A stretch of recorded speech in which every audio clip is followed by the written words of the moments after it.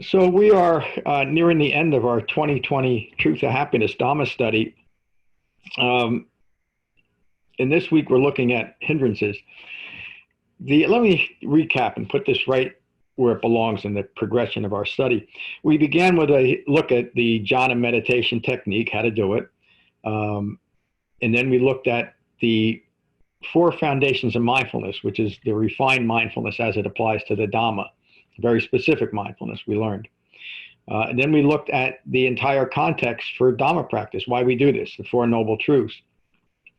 And then for the next 3 weeks after that, we looked at the path for developing that understanding of Four Noble Truths and ending our ignorance of Four Noble Truths. Again, the purpose of Dhamma practice. Then we studied where and why we do this, meaning dependent origination, that teaches us that is from ignorance of Four Noble Truths, all manner of confusion, delusion, and ongoing stress and suffering arises. That describes the problem.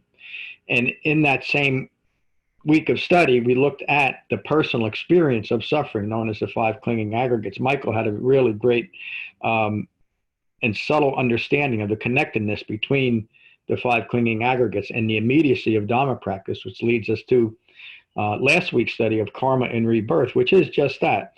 The topics of karma and rebirth point to the immediacy of Dhamma practice right here, right now. The only place that the only practical expression of Dhamma can be in the present moment. There's no Dhamma in the past, there can be none in the future.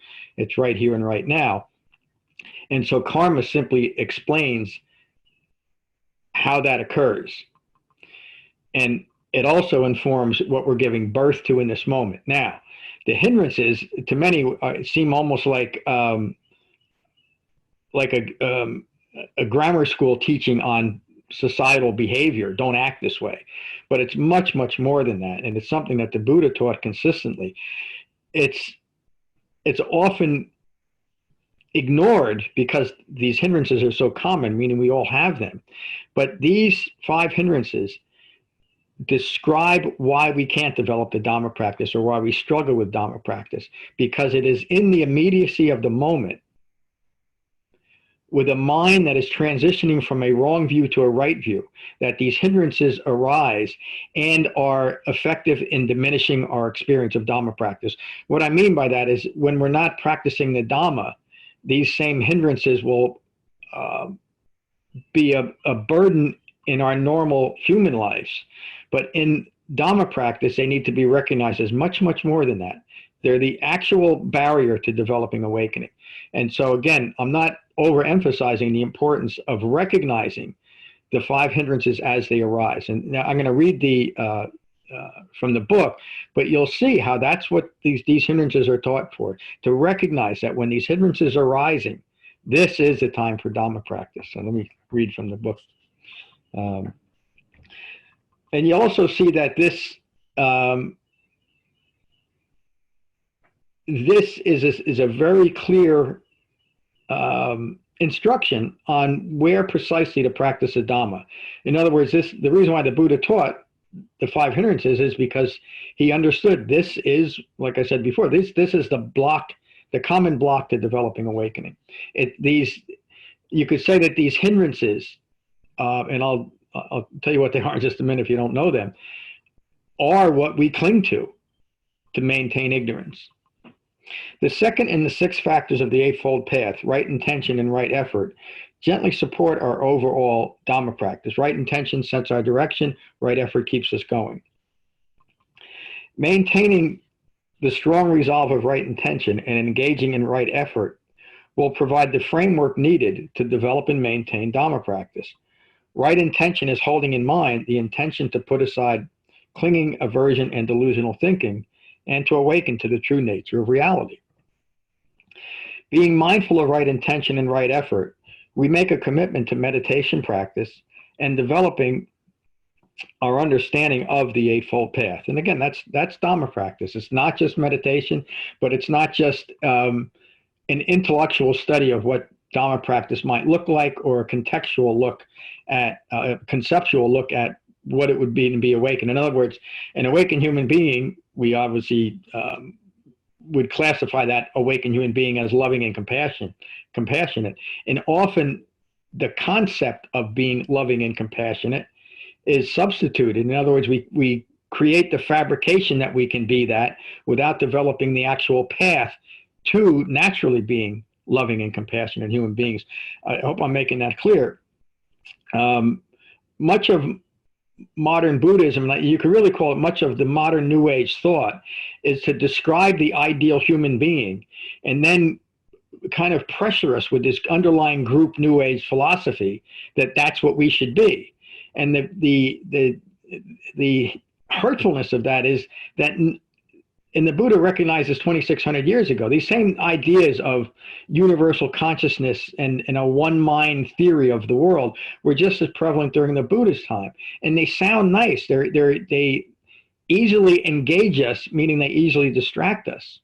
And so we've created very powerful and pervasive systems to describe that. And they're usually called religion, spirituality, philosophy, etc. And so while the conceptual idea of an awakened human being looks good, there's no path to getting there for most human beings. In other words, that's what the Buddha recognized as being rooted in ignorance. And so he taught an eightfold path to recognize what we're doing, realize these blocks to developing that, and these blocks that force us to create concepts of who we should be rather than simply recognize the reality of who we are and can't be anything else. Let me continue. Well, someone's trying to come in. Hold on, I gotta take a close look at this, and I think it's okay. I'm trying to screen people, but I have a hard time reading their name. Well, we'll see who that is.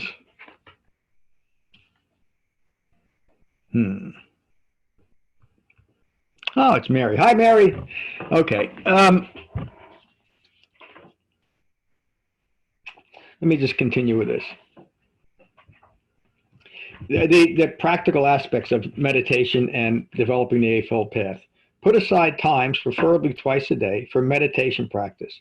It is most effective to meditate as soon as possible after waking and before becoming disturbed or sidetracked by our daily routine.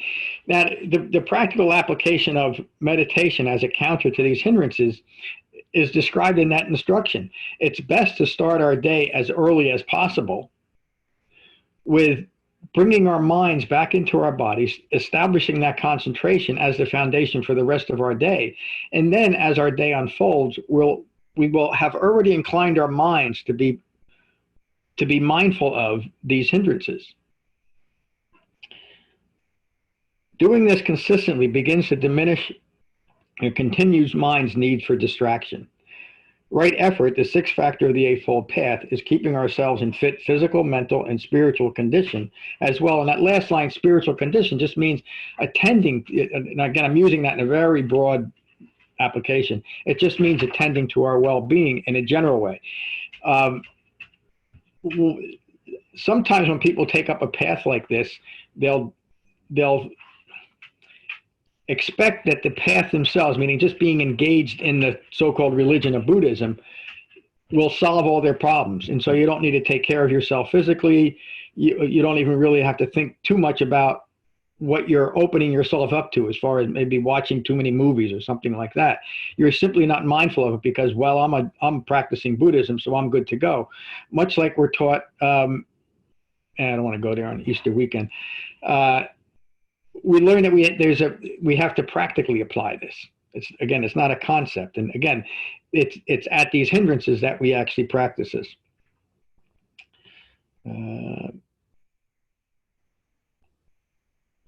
Lost my spot.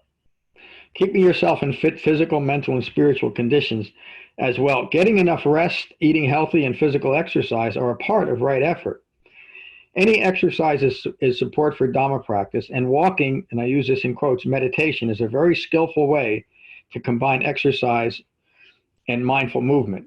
Tai Chi, and I say that because walking, even though it's called meditation, it's not meditation as we understand meditation. Meditation is practice sitting secluded from the world and doing that one thing. Being mindful when you're walking is not a substitute for that. It doesn't achieve the same deepening levels of concentration, but it is a walking, so-called walking meditation, which is really just mindful walking, is a consequence of right meditation practice. In other words, a right Dhamma practice. We are naturally engaging in mindful walking as we develop the Dhamma, much like we are engaging in mindful driving or mindful dishwashing or mindful discourse or mindful horseback riding or mindful golf. It's not making a meditation out of those activities. It's bringing refined mindfulness to those activities. And again, it may seem like an insignificant point, but from where I'm sitting, it used to be surprising. It's no longer. How many people describe their meditation practice just that way? That, oh, I go here and I take a walk every day. That's my meditation practice. And that is reaffirmed by so many people that becomes the norm. And so it's important to recognize all of those things are simply an expression of inner refined mindfulness. Tai Chi and Qigong are particularly supportive of Dhamma practice, and especially the way our friend Matt teaches it, and that's why we incorporate it on our retreats. And I know I say this often, the third Saturday of every month, once we open up again in Trenton and in Frenchtown, come to Matt's class. It really is amazing. And remind me to talk a little bit about our 2020 retreats if I fail to mention it. It looks like I'm going to close. Keep in mind that there is no effective substitute for sitting meditation. Bringing the body to stillness greatly supports a calm and tranquil mind. These are the 5 common hindrances to Dhamma practice. Sensory or sensual desire. I'm going to read them through and then I'm going to go back to them. Ill will, sloth or laziness, torpor, or drowsiness. Restlessness and worry, doubt, uncertainty, or skepticism. The first, sensory or sensual desire, that is the common problem, and it's what is addressed when we're focused on the Dhamma at the point of contact, because it's in this moment that my mind is either distracted by the need for continued sensory distraction, sensory stimulation, or I have regained control of my mind and I'm no longer seeking that. So the first hindrance to practice, and it's probably the first thing for most people that arises during meditation as a hindrance, as something that's saying, get off my cushion, I can't do this anymore, is the immediate need for distraction. And I would bet we've all experienced that. We decide we're going to be grand meditators, we find a place to do it, we find a method and we start doing it. As soon as we close our eyes, our mind says, wait a minute, I need to talk to that person. What's going on at work tomorrow? How come my cat is doing, what is going on here? How can I have it? When am I going to get my new, all those things that keep coming up and churning in our minds come back. That's the need for constant sensory stimulation. We need to keep the story that we've initiated the moment we're born going in our minds so that we don't have to face the fact that we don't know who we are, ignorance of Four Noble Truths. And it works very well. It works so well that we've been doing it since the beginning of time. It's what the Buddha recognized upon his awakening. You remember in the Nagara Sutta, he's describing that feedback loop of being stuck in just that thing and not being able to extricate himself from his own ignorance because of these 5 hindrances. So in the immediate need, when we find ourselves sitting in meditation, and we can't sit in that moment, it's because in that moment we can't stand the boredom of meditation. It seems boring, but boredom is simply the immediate need for stimulation right here, right now, rather than regaining control of our minds, taking a breath in that moment, bringing our minds back into our bodies and being at peace with that. And in the next moment, for most of us, we're likely, to use the phrase, lose our mind again towards that sensory stimulation. And what we do at that point is take a breath and come back into our bodies. But that's not the only hindrance. Ill will is the second, and it's something that is so pervasive that there's great importance in putting it kind of at this second position. Most of us as functioning human beings don't live with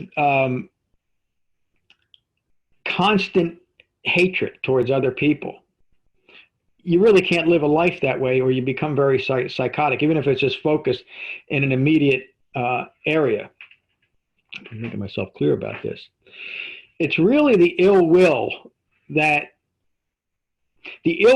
we mostly project on other people is really ill will that we feel against ourselves because of ignorance of Four Noble Truths, because we don't understand ourselves.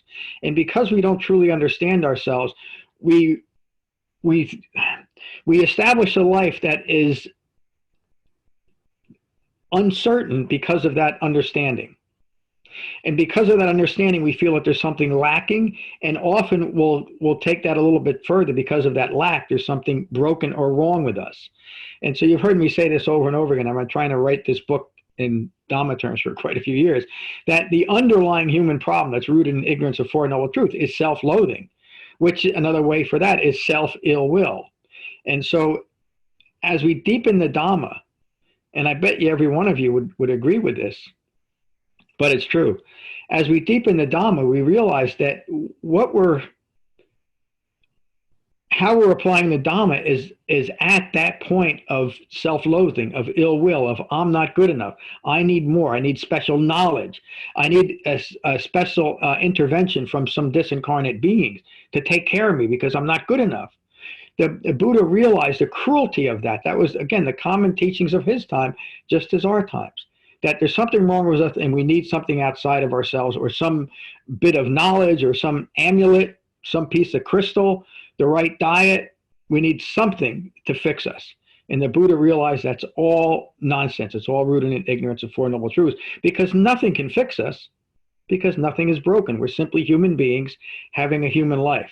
Birth, sickness, aging, and death. Not getting what we want is disappointing. Getting what we don't want is disappointing. In short, the five clinging aggregates are that nature of suffering. I'm reminding you because that's bringing us right back into this present moment. And in that present moment, because of, in connecting these first two hindrances, because of this need to constantly fix myself, I'm always distracted by the sensory stimulation of finding that thing that will fix myself or resolve my problem. The next piece of chocolate cake, a new sweater, a new relationship, whatever it might be. These are all substitutes for that initial ill will towards me. I'm not good enough. The third is laziness or torpor, the same thing, or drowsiness. And those are two slightly different things. Many people who are not, and now I'm just talking about as this relates to Dhamma practice. Many people give up their Dhamma practice because they're simply too lazy to do it. It does take a certain amount of effort. That's why that's there. Because again, a mind rooted in ignorance that's doing everything it can to continue to ignore that ignorance will create these types of feelings of just not wanting to do it. Lackadaisical. That's an aspect of the resistance to awakening. And in a similar aspect of that is drowsiness. And many people feel that even in meditation. And in fact, I hear this often from beginning meditators, that they find themselves falling asleep or wanting to fall asleep during meditation. That is very common, and it's simply a resistance to awakening. In other words, falling asleep, when you think about that in that moment, is the perfect foil to awakening, isn't it? It's just the opposite. And our bodies compensate ourselves for that resistance by making us very drowsy. Now, there also might be a physical component of that that should be looked at. If you find yourself always falling off during your meditation, you might not be getting enough sleep. So what's the practical solution is get more sleep so you can meditate more appropriately, more effectively. Restlessness and worry kind of ties into that first hindrance. In this moment when I need constant stimulation and I'm not getting it, I'm going to be restless and I'll be worried about something in my life, and I'll usually apply it to one object or one event or a series of those things that I need to worry about. And that becomes a very effective tool in distracting myself from what no longer want to face, my ignorance of Four Noble Truths. And that often results in verifiable medical conditions. Anxiety is a debilitating mental condition that there was a time in my life during my addiction and even shortly thereafter where I was so full of that worry and self-doubt that I really couldn't function. I had to go on medication in order to get through it. I had to get off the medication to actually eventually get through that. And I've many people who suffer with anxiety. And I don't think there's many people in the world that get through not being anxious about things, but I'm talking about clinical anxiety, have developed the Dhamma and have done very well. And I don't know that I would have been able to get off, and I'm going back, how old am I? Almost 40 years, but I don't think I would have been able to get off of the medications I was on if it wasn't for even the rudimentary meditation practice that I had. At least it allowed me in a very minor way to start regaining control of my mind, and that allowed me to get off of the medication. And I'm not telling anyone to get off your medication and just meditate.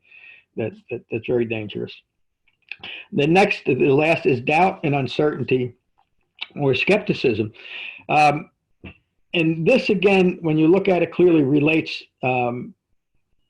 to everything about the Dhamma and the three marks of existence. In other words, a significant aspect of impermanence is uncertainty. Because everything is impermanent, we can never be certain what the next moment is going to bring. And a mind that is confused will often be distracted towards the lack of control that they have over their thoughts. In other words, I keep churning up these things that are stressful to me. We don't realize we're doing it, but that makes us, again, fearful and doubtful of our own thoughts and our own ability to regain control of our thinking. Excuse me. So there's great doubt and uncertainty about our moment-by-moment life. Probably nothing better exemplified than this COVID-19 and how it emerged. But that, again, the real problem is not being comfortable within our own skin and comfortable within our own minds and being doubtful and uncertain about our next thought. And this is a rather subtle development. But when we really understand that it's our thoughts that are making us crazy, it's our thoughts that are distracting us, it's our thoughts that are maintaining ignorance, we can understand that it's our thoughts that make us uncertain and doubtful, even about the Dhamma, which is really being doubtful and uncertain about my own abilities to continue. So again, look at how the Buddha taught this and how I hope I'm teaching it. These are all practical teachings on what to be mindful of in developing the Dhamma and what is a true hindrance to practice. Because if we're giving in to any one of these five things, or all five of them at the same time, there's no opportunity for Dhamma practice, save for recognizing that we're caught up in a hindrance. And then we know what we do. We don't analyze it.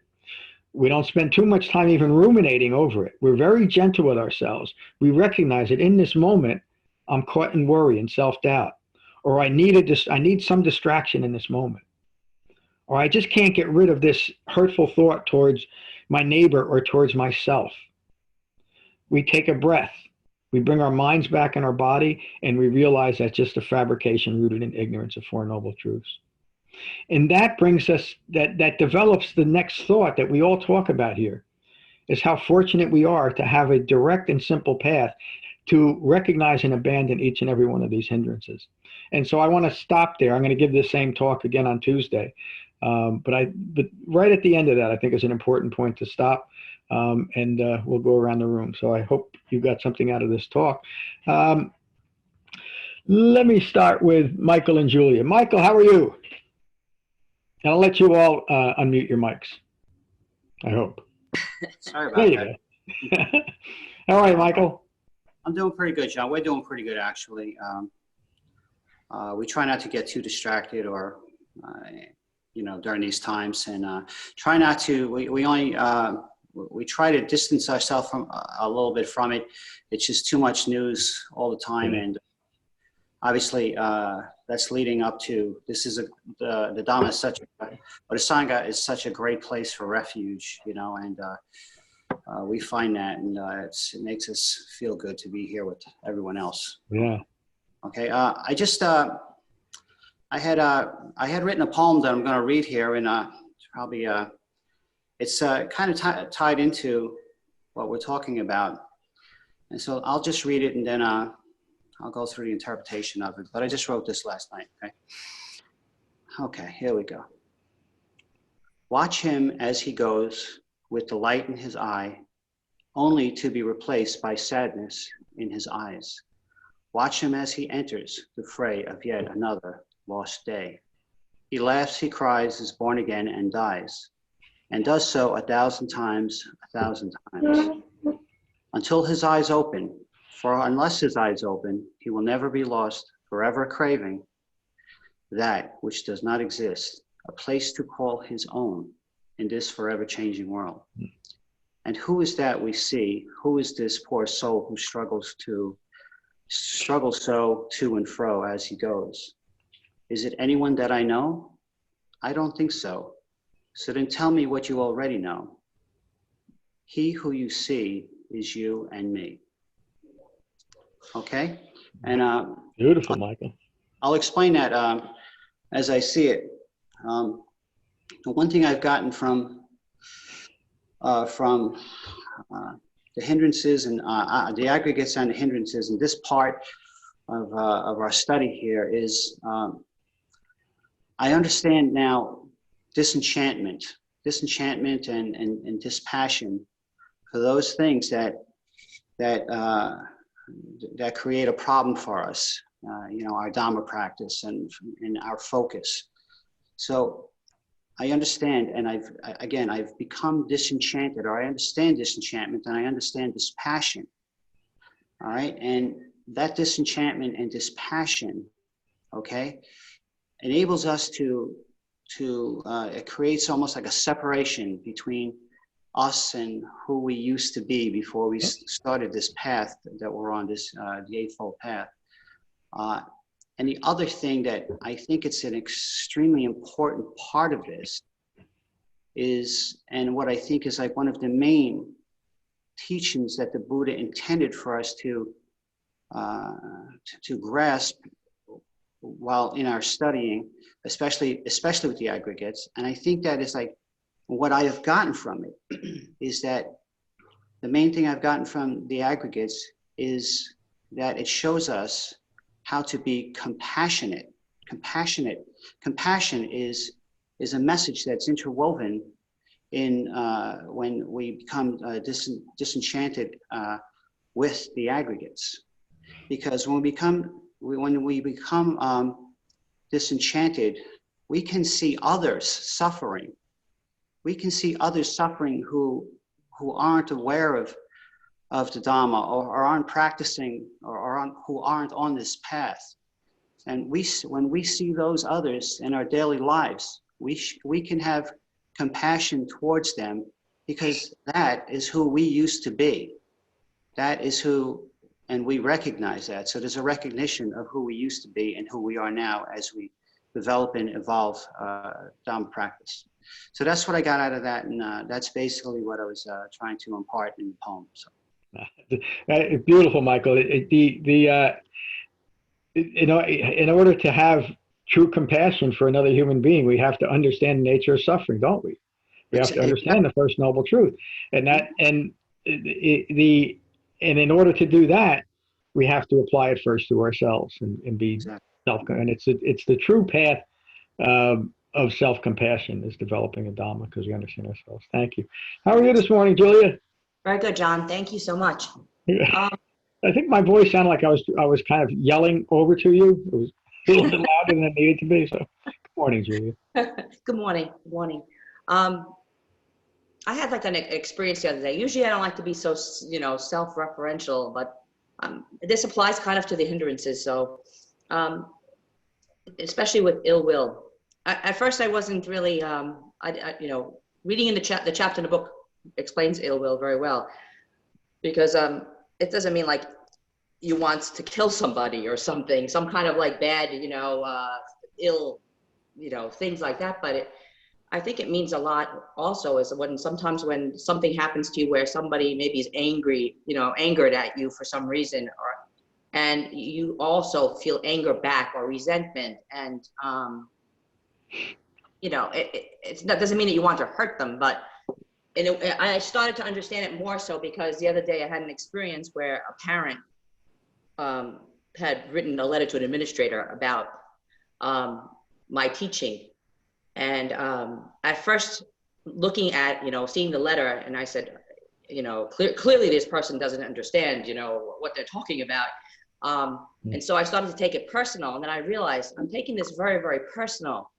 And I started to realize I had to take a breath. I had to take several breaths, because I started to realize the person's confusion and the state of being that we're all in, and that the person was hurting, you know, and that there was a lot of fear and not understanding that the system of being online for her child, and you know, all these different things. And mostly though, I realized what the person had a lot of confusion with what was going on in the world.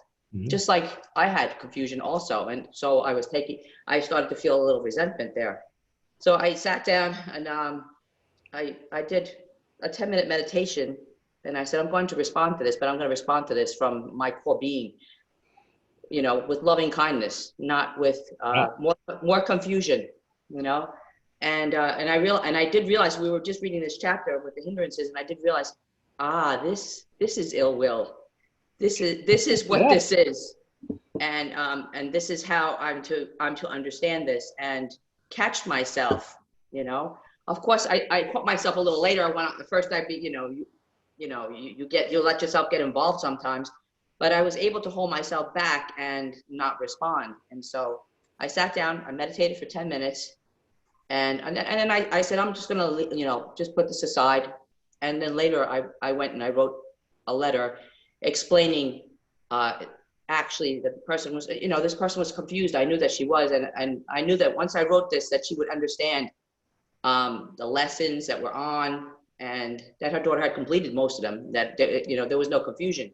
And I was able to write something that was from compassion, something that was with understanding for the situation. So I appreciated the fact that the teaching, because it allows me to recognize that in myself. That's very necessary. So yeah, thank you, John. Thank you, Julia. What just a beautiful example of authentic Dhamma practice. You just described, you described the whole path in that experience. And first of all, just recognizing that it's arising within you, this need for this person to be different than they are, and then taking responsibility for it, realize where it's coming from, and then being able to understand them and their actions because you now understand yourself. And that's the essence of Dhamma practice. It's the essence of true compassion. And an important point to see here is that you were able to maintain a calm and peaceful mind throughout that whole process, where in the past you would have lost your mind over it and you would have been angry at that person. Yes, very. But that's common. It's not because there's something wrong with you. That's what we all do as human beings. We blame others for the way we feel, which goes against the four foundations of mindfulness, doesn't it? We learn to take responsibility. It's not that person that is making me feel this way. It's my reaction. It's me wanting that person to be different than they are. And there's to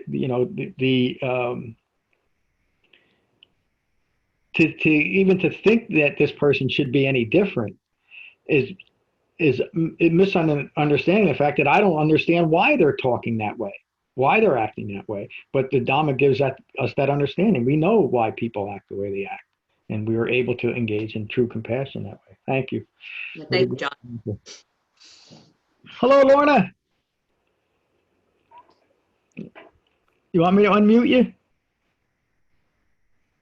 No, I'm there now. There you are. How are you, Lorna? Hi, good morning, everyone. I don't really think of anything much to add today, that we all get caught up in hindrances. At least recognize them, they're happening, and just try and work around them. I sometimes don't hit all my hindrances head on. For instance, if I really am very distracted in a meditation, I can leave my meditation and come back another time. And that doesn't bother me at all. I think the goal is not to, in a way, pick a fight. It's to accept that the hindrances are there. And you just do your best to work around them in a gentle way towards yourself. Yeah. In a day-to-day, when I sit on my cushion, I try to come to the cushion knowing that I'm a big heap, meaning the 5 clinging aggregates. I'm a big heap. I try to leave my cushion recognizing I'm a smaller heap than when I arrived. And then that then follows through that in your day-to-day life, that because you are believing that you're a smaller heap, things don't bother you quite so much as they would have done it earlier in your practice. And that's sort of really how I approach my practice, just to diminish the heap of 5 clinging aggregates that we think we are. We can't, as I say, we can't always get there all the time, 24/7, on the cushion or off the cushion. I can't do that for sure. If I can't do that, I can't do that right now. But I understand that diminishing the heap diminishes the judgment we have about our lives as we go through our lives, and that's what you know, that's the Dhamma practice as far as I see it anyway. That and then we just go in the flow with life as life occurs, and we are not resisting life as life unfolds, or we're not agreeing with it, or whatever. It's just life and life as it is, and that's how I approach my Dharma practice. But yeah, the hindrances get me, and as I say, I don't always, you know, go at them head on. I can't. I don't know if it's. Maybe I should. Maybe I should be a bit more. You know, a bit more stand up to them and add a bit more pressure to myself to get through this. But you know, I tend not to actually. So, thank you. Thank you, Lord. It sounds like you're doing it perfectly. And I'm going to change the title of the book from Becoming Buddha to Becoming Little Heaps. It's good to see you this morning. Hello, Ram. Yeah. Good morning. There you are. We are here in the Mobile Command Center. I like that, Mike.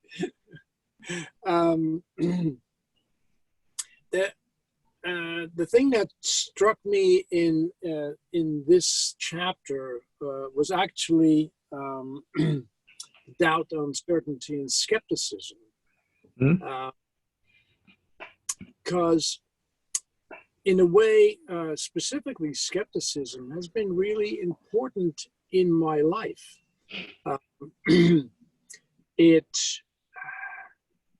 You know, in the very early days of my life, it got me out of being an altar boy.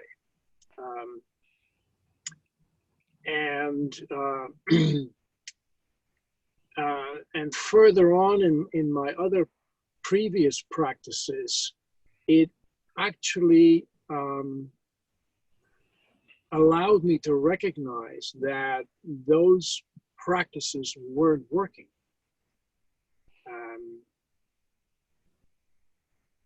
And what the one sentence that really jumped out in the chapter was where you said to examine your motives, and you said specifically in you know, in your practice. But that's always been a very important way for me to make sure that I was on the right track. And even when I first came to the Sangha and to your classes, I approached it with a lot of skepticism. And it wasn't until, of course, until the skepticism finally fell away that my practice really took off and getting integrated. But this thing of questioning your motives is still an important thing. because it's easy. It's just so easy to fool yourself that everything's hunky-dory and your practice is just going great. And it's not until you keep throwing that right intent in there. You keep questioning, what is my intent here? Yeah. And that's the better word to use as opposed to motives, but yeah. Yeah.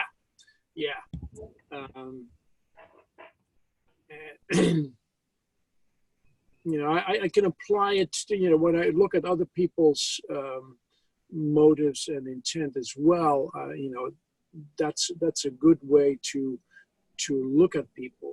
What is their intent in life? But frankly, it all, again, comes down to what is your own intent here?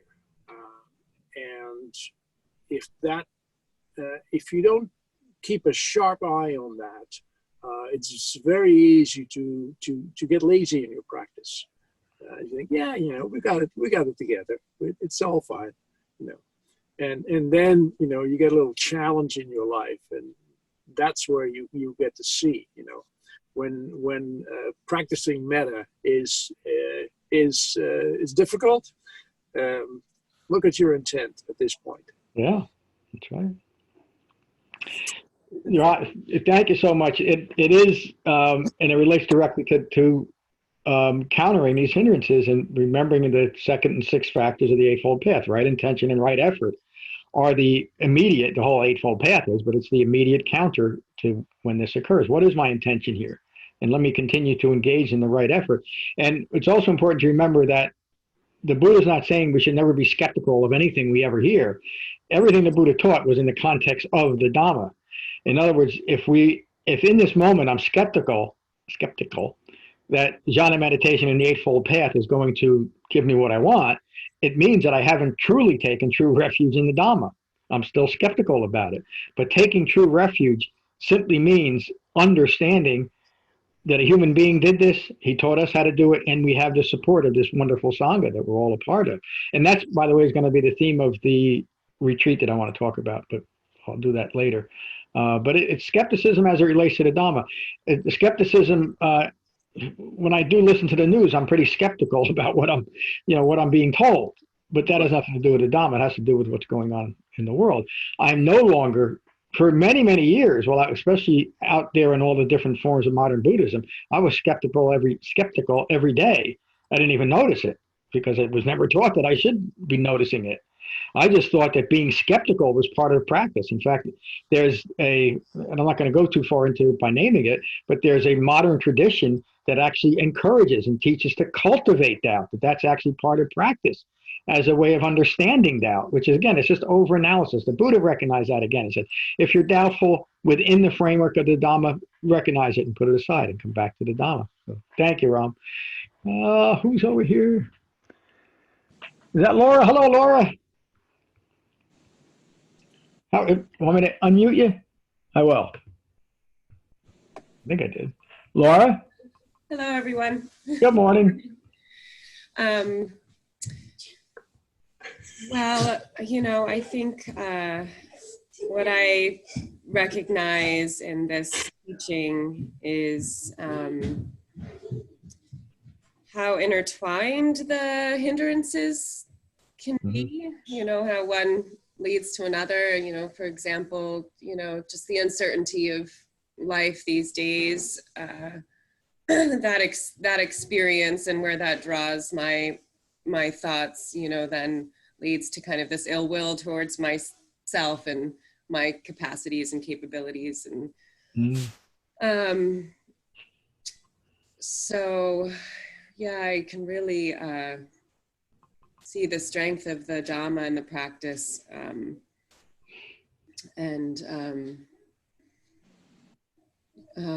just the kind of the importance of the hindrances in the practice as this point of contact for continuing to recognize the path. Because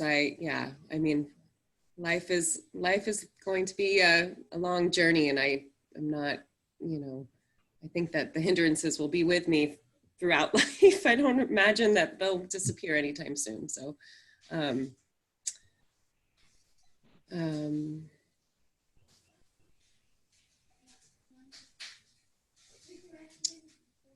Yeah, they're just kind of this constant reminder that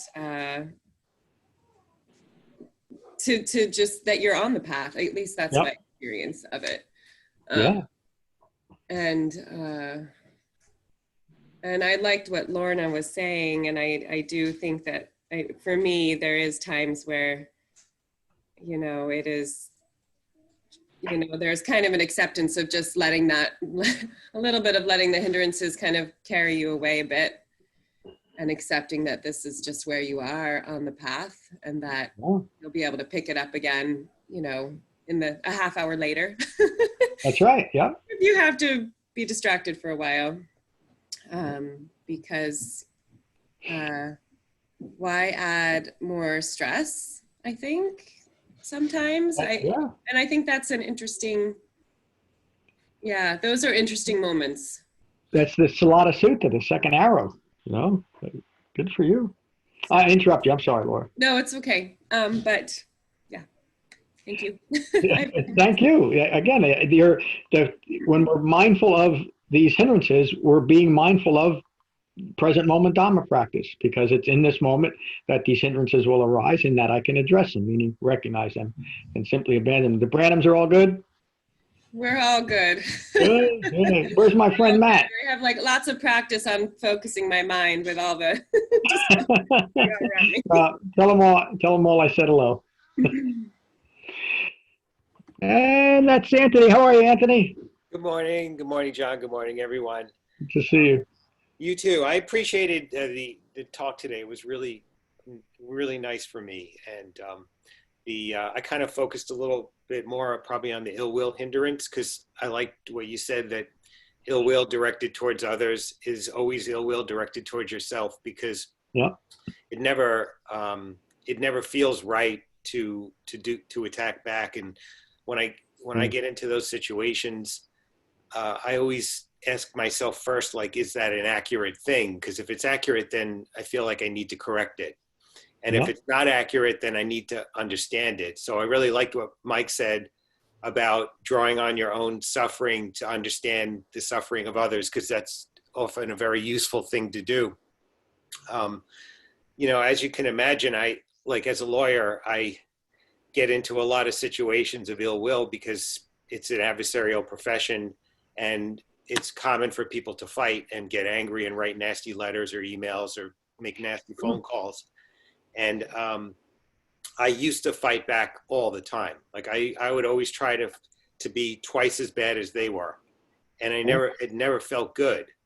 And now if I could draw the space, and I do draw the space, and I analyze my feelings and how I feel, how my body is reacting and what I'm thinking, it allows me to approach them with, you know, directing the issue to where it needs to be directed to, but with kindness. And the ironic thing is that when I do that, I find that I get kindness back most of the time and not more fighting. So I think it's actually a very productive thing to meet ill will with kindness, but it also feels right and never makes you go away feeling hurt. Anthony got me almost jumping out of my seat, because again, this is pure Dhamma practice, and if we can recognize that, the subtleties of what you just said, when I have, even if it's just an adverse thought, I don't have to express it, but I have an adverse thought about another human being, it feels awful, and you can't hide it from yourself, and so your next thought, to compensate yourself and not beat yourself up over it, is to then figure out a scheme to blame the other person, to make them responsible for your feeling. Do you see how this relates right back to the 4 foundations of mindfulness? Be mindful of feelings arising and passing away. That's what you describe. Instead of feelings arising, me making someone else responsible for my feeling and losing my mind over it. And the good example of that is because of the thought that now I have to blame you for how I feel. Now I got to create and fabricate a scenario, an ongoing scenario, to maintain that, to use the strong word, hatred. But it all is pointed back at me, isn't it? And the way that something made me feel. And it's at that point again, the 5 hindrances were there. Practice the Dhamma right there. Beautifully said. Thank you. And Tim, how are you? John, Good to see you. fellow Sangha, how is everybody? Glad everybody's doing well. I almost didn't come to class today because of being very agitated, and I'm always very honest with the Sangha, as you know. Yeah, you are. However, the hindrances are something that, which everybody so far has said is something that we confront all the time in our day-to-day living. So, and I always do read the chapters, and I always do meditate, because the jhana is the thing that the Dhamma practice is the thing that, especially during these times, is the thing that holds us together, so we don't lose our minds over what's happening at this moment. So I wrote this down in my notes. They're rather Jack Kerouac-ish, where they're not really, so excuse the run-on sentences and the lack of commas and periods. But basically I wrote... You've learned a lot from my writing. I'm learning from you, John. The conditioned thinking developed from past experiences justify in our mind ill will, doubt, and skepticism, which are the hindrances. Anxiety is a reaction to these doubts and worries, concerns, and skepticism. Conditioned thinking developed through social mores justify these sensual desires that we seek out. In short, the hindrances are roadblocks to right view or wise discernment, as the supplemental suttas you provided mentioned, and the 3 factors of the Eightfold Path. Hindrances are the manifestations of the impermanent life that we live without understanding the Four Noble Truths, being ignorant of the true meaning of life is. And that is, and through that, I have in caps, the most important thing, I think, at least introspectively, is for me to be very aware of the quality of my mind when I start going down that rabbit hole, and to stop, take that breath, and I don't care if I'm in the middle of a meeting, I'm gonna stop and I'm gonna go on my cushion. And I'm gonna get that peace of mind back. Because right now, things are moving, and you're starting to see things unravel in society. And this is a time to be very aware of your quality of mind and practice the Dhamma, because it's going to be the thing that keeps us together and not exhibit any ill will towards people and to the things I just said. So that's kind of where I am now, and I'm sorry for the disjointedness of it, because it kind of is, but that's what I'm getting out of it. Yeah, Tim, thank you. It's very eloquent. What I'm most struck by what you said, and really what we're all talking about, is what today's talk is about. We're all talking about the immediacy of applying the Dhamma to what is occurring in the world. In other words, we're not getting together on a Saturday morning and praying to Avalokiteshvara to save us. We're not, and I'm not putting all these things down. We're not doing a 1-hour drumming circle hoping to influence the coronavirus in some way. We're addressing the issue of what's occurring within my own mind and within a framework of Dhamma practice, and it really is remarkable.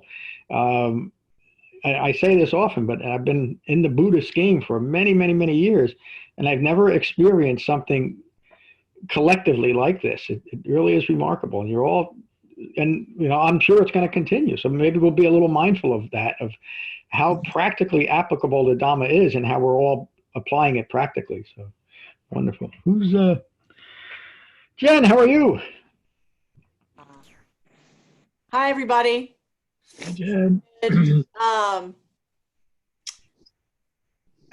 So I really like what Tim said, and I feel like ultimately what you're saying, what you're saying, Tim, is really controlling our mind is the only thing we can do.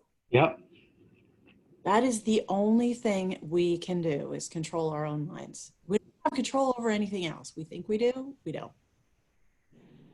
But before Tim spoke, I was thinking about just how skillful it is, of course, John, that you put this chapter at the end of the book, because I do think that you need to have your feet under you a little bit in terms of Dhamma practice to be able to recognize or understand what the hindrances really are. You have to sort of have the big obstacles within the landscape of your own mind to be gone or calmer or clearer, to be able to recognize the hindrances, which definitely you can hold up anything that you're thinking about up against the hindrances, especially if you notice that you have an agitated mind or even a distracted mind, which at least to me is sort of a subtler version of agitated. And if you notice that you're distracted, you can hold up whatever it is you're thinking about against the hindrances, and it will be one of those hindrances. At least that's my understanding of it. Is if you're thinking about not what's happening right now, if you're not mindfully present, there's a hindrance there. And then if you can recognize it as a hindrance, then you can abandon it. It loses its power. Or that's what I need to be thinking about. That's a hindrance. I don't need to be thinking about it because it's not part of the practice. It's not what's happening right now. It's not skillful.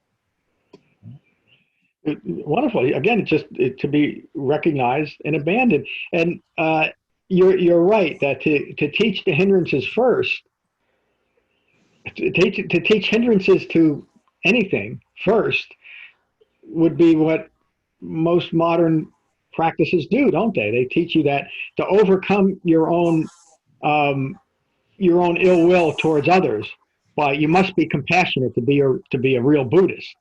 But there's no path to getting there, and the Buddha recognized that as well. So, and hopefully the book reflects that we first have to understand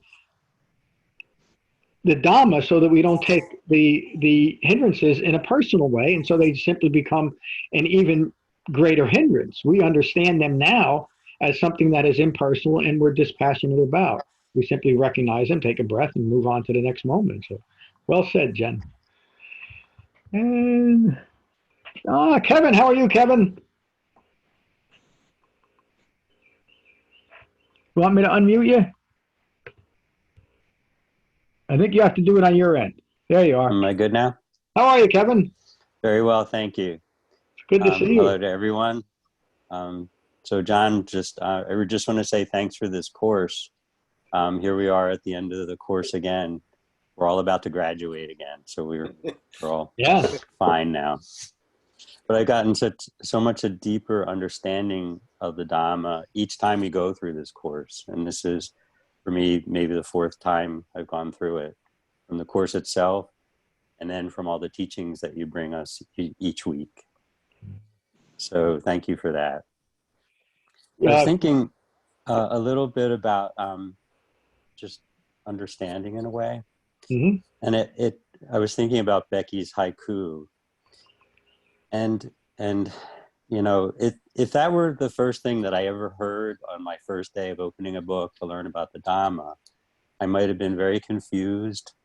It would have seemed very opaque. I might not have understood it. It would have been like a Zen koan, maybe. I'm thinking, okay, you're making me confused. You're just trying to scare me out of trying to understand everything. But now, because of the course and with the course and all the supporting teachings, it becomes quite visible and it becomes quite enlightening. So the teachings and the Dhamma have led us there. Yeah, and thank you, Kevin. And you just described going from, as you were talking about Becky's poem, going from wrong view to right view. You know, at one point it was confusing because you were stuck in a lack of understanding of Four Noble Truths, and now you can see the beauty in that poem. Yes, yeah. Just that way. And I am building a web page for our poetry. I think it's actually up there, but I got distracted by a few things. So send your poems in, folks. You know, it really the poems you've sent me are really just remarkable. So I think that'll be a nice addition to our Sangha to have that page up there. And the poems that I've been putting in the email, I'll put up on the web page too. So maybe we'll have a Cross River Meditation Sangha poetry book or something in the future. If I might add too, then also Michael's poem today was beautiful. Yeah, send it in, Michael. Yeah. And about the hindrances, each meditation session is a struggle and can be a struggle with the 5 hindrances. They keep arising. Each thought is somehow attached to one or more of the hindrances. Yeah. But deeper engagement with the Eightfold Path and with right concentration helps us to face this struggle. So thank you again, and thank you to all the Sangha. Well said, Kevin. Thank you. Thank you. Who is that? I can't read the name. That's Tim. Tim, you've been there. Kevin's there. Who's this? Liz, how are you? I'm doing fine. It's really nice to see all of you and to be with you. It's good to see you. This is a really good lesson for trying to quell ill will, and how I think we all know personally how having ill will can make us feel. So to just check in with ourselves and know that the quality of our mind isn't what it should be. I think most of us have learned enough from the program to know that there's a way out of that.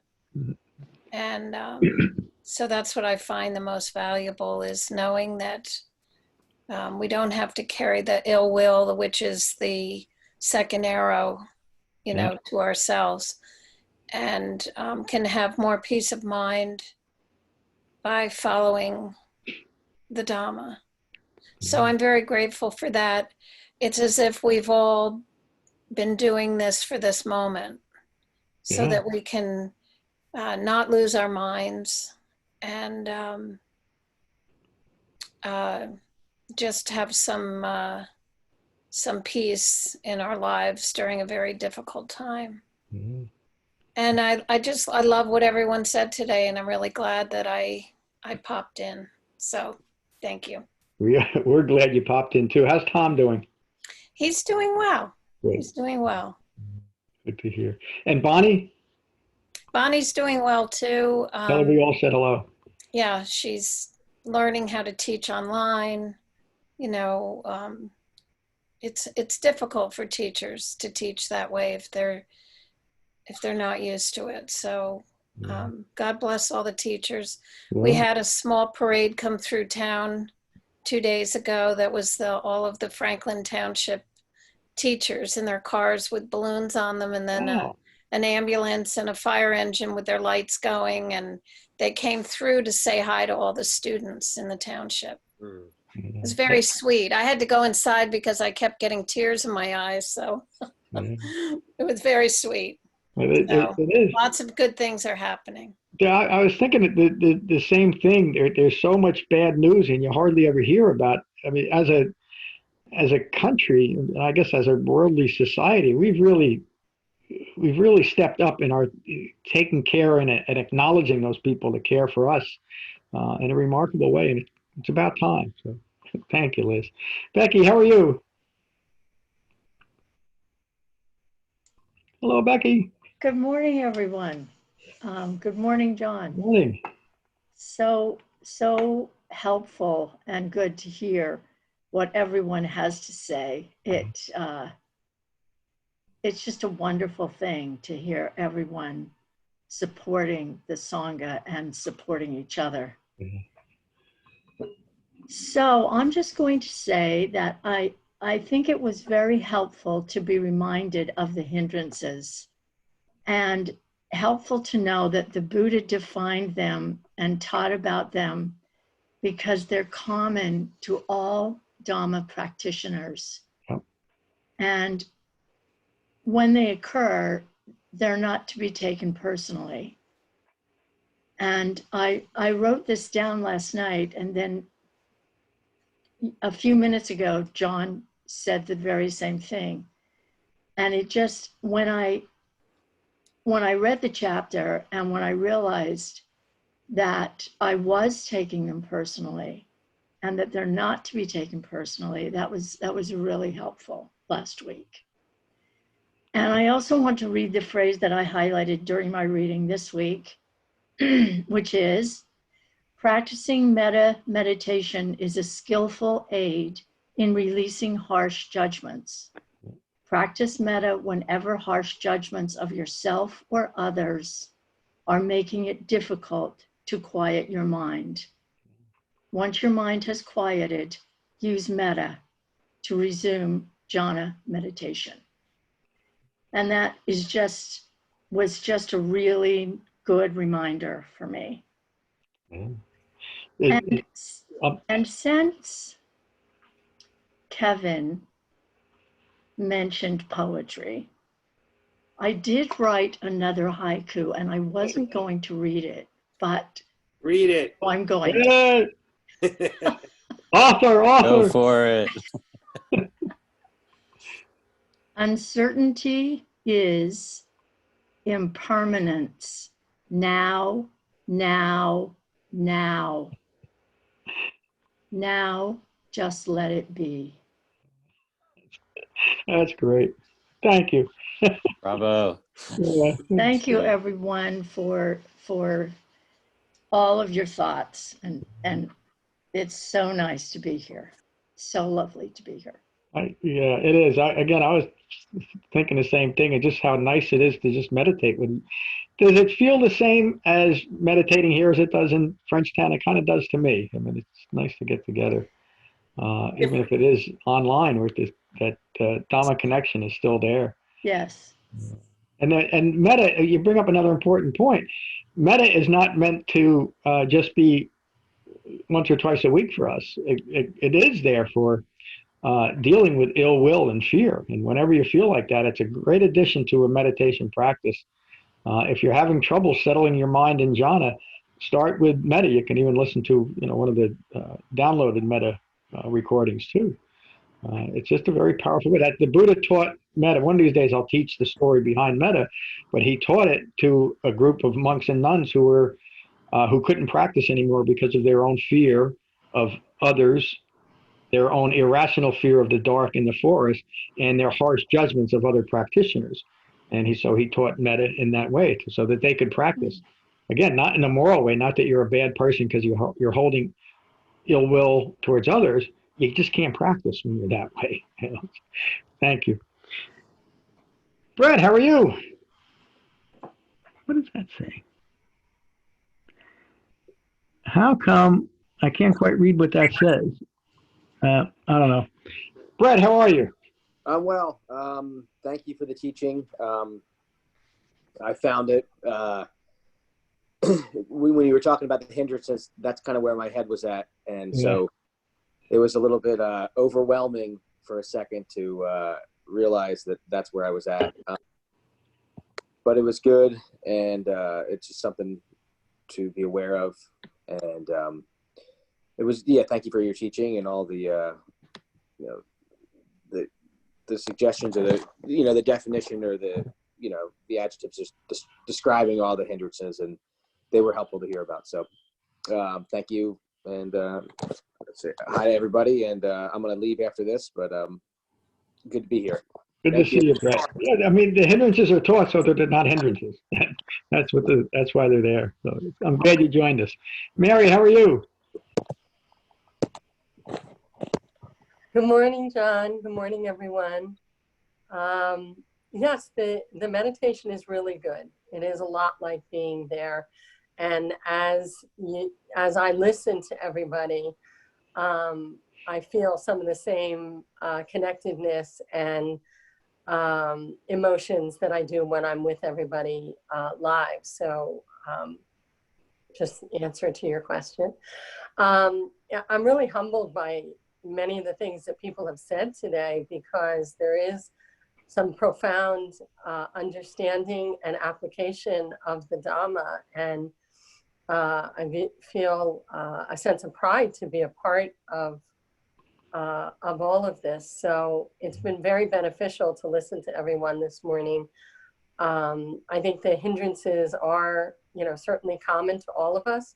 And maybe that's why other practices or approaches, or even some of the, what feels like goodwill out there on social media or whatever during this time, starts at the hindrances, right? But without practice and without the Eightfold Path, there can be a lack of depth and context to actually living it and recognizing it, right? You can't recognize ill will as it, as you start to experience it in your body, if the place that you recognize it is after you've already caused it. Yeah, right? That's right. So the beauty of the practice is in all the factors of the Eightfold Path, so you can recognize and you can make the right effort, etc., to recognize ill will, not take the second arrow. As many other people have said so eloquently this morning, stepping aside, or going to do something else, or choosing not to hit it head on. All of those things that people have said this morning are very practical applications of the Dhamma. The interesting thing about the hindrances is that they are, I guess like everything else, they're so nuanced that sometimes they're not anger, sometimes they're very subtle, like you say, about self-loathing, or maybe things that we've adapted as if they're normal. That I'm supposed to feel this way, or sometimes I feel this way, or whatever. But to recognize them and understand that there's an option to not be self-loathing, and the key is to recognize it and let it go, and then experience that. And then once you do, you want to maintain that rigor of living. So this has been really great. I didn't think I had anything to say this morning, but I do want to say thank you to everyone. This has been really helpful, and I'm so glad we're continuing to do this, John. Thank you, Mary. These beautiful words. I see David left us. He's doing okay? Yes, he's doing great. Please tell him we all said hello. I will. That's Kevin again. I talked to Kevin, right? Hello, Karen. Hi, everybody. There you are. How are you? Good. I'm great. I'm great. Thank you so much. I had so much resonated for me today in your teaching, John. Thank you so much. And first, I'd really like to send appreciation to Michael for his poem. It literally brought tears to my eyes, and it made my heart swell with compassion for everyone, especially all of you in the Sangha.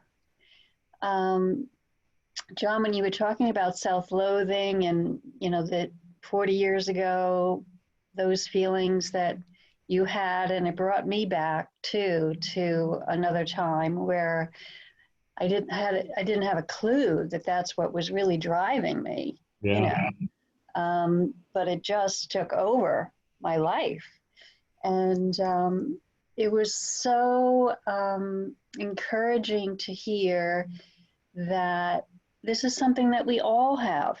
It's not just something that I'm dealing with, it's something that we're all dealing with, and that it's okay. And I love when you said that the Buddha taught that there's nothing to fix, because there's nothing broken. I love that. So, and thank you for reminding me about the metta practice. You know, these times at home with close contact with others can be challenging, can kick up some feelings, maybe not so pleasant. And this whole talk today has really helped me to see the choices that I have in responding to certain things, and taking a breath, pausing, and recognizing what's really going on. So thank you so much for being here, everybody. Thank you for joining us, Karen. Thank you. Who's that? I can't read the name. Someone here. Is it David? David Compton? No, it's David's next. There's someone else. It looks like Laura or Larry or something. I can't read the name. Laura. It's Laura. You already talked to her. Yeah. All right, Laura. I already talked to you. How are you, David? Good morning, everyone. I'm Good to talk to you again. Activate the camera because Tracy's here and she wants to wave, say hello to those who remember us from a few years ago. Yeah. Hi, everyone. Hey! The camera was obviously closer than it could have been. Hey, yeah, watch that close contact. Oh, good. It has, this is the second time we've tuned in via Zoom. We did it in the past because both of us work on a computer 9 to 10 hours a day, and we have meetings 4 to 6 hours a day. So last thing I wanted to do was load up another net meeting application. But over time, we had started struggling with our own individual meditation without the support of the structure offered by this group. And I also missed the intellectual stimulation and the prompts to remember important things about the teaching. So having been working from home for 4 weeks, I loaded it up last weekend for the first time and joined, and of course we're back again. So we won't belabor the point, and we're glad to be participating again. And I am, and we all are too, David and Tracy. I'm so glad you're back. If you're reinvigorating your practice again, just go easy on yourself. That's the key to Dhamma practice, is just being present with what's occurring and be very gentle with ourselves. So, a few just announcements before we finish with Metta, and I will leave the room open for a little bit after I stop the recording. I hope I started the recording. Anthony and Brett had a little bit of difficulty, and Anthony's still here.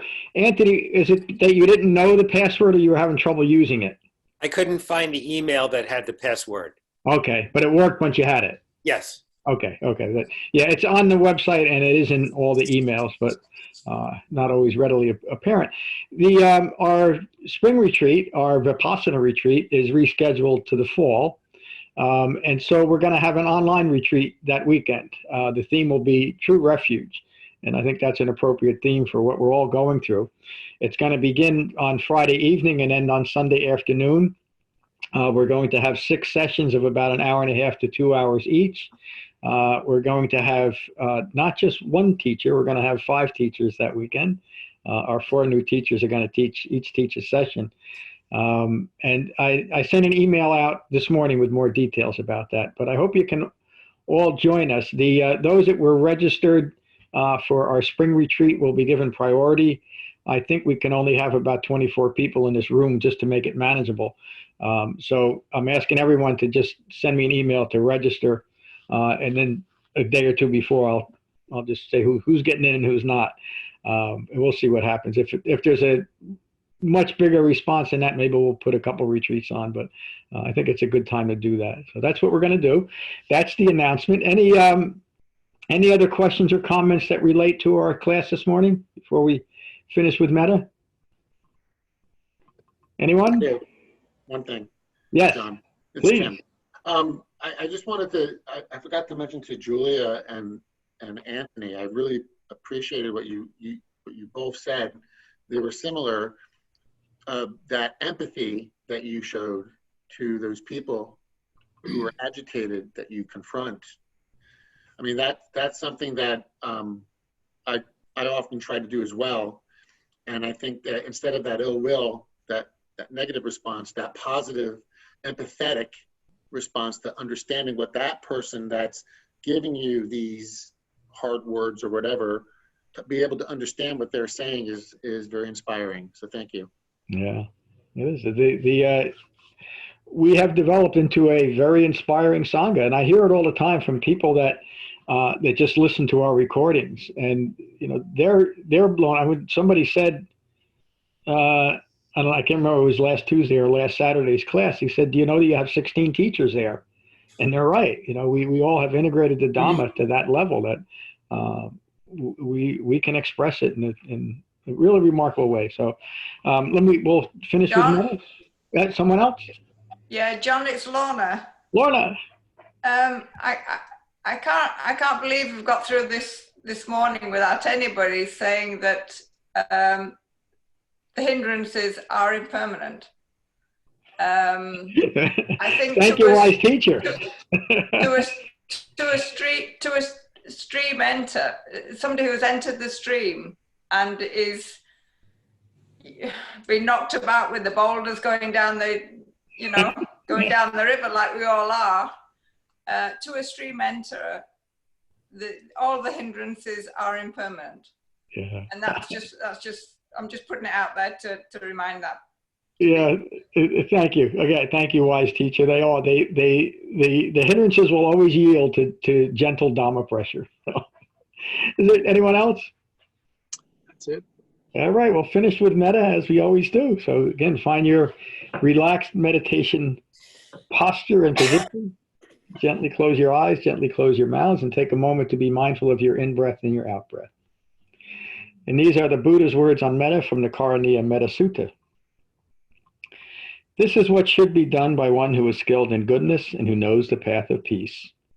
Let them be able and upright, straightforward and gentle in speech, humble and not conceited, contented and easily satisfied.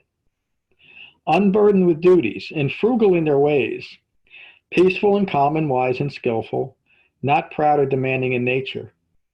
Let them not do the slightest thing that the wise would later reprove. Wishing in gladness and in safety, may all beings be at ease. Whatever living beings there may be, whether they are weak or strong, omitting none, the great or the mighty, medium, short, or small, the seen and the unseen, those living near and far away, those born and to be born, may all beings be at ease. Let none deceive another or despise any being in any state. Let none through anger or ill will wish harm upon another. Even as a mother protects with her life her child, her only child, so with a boundless heart should one cherish all living beings. Radiating kindness over the entire world, spreading upwards to the skies and downwards to the depths, outwards and unbounded, freed from hatred and ill will.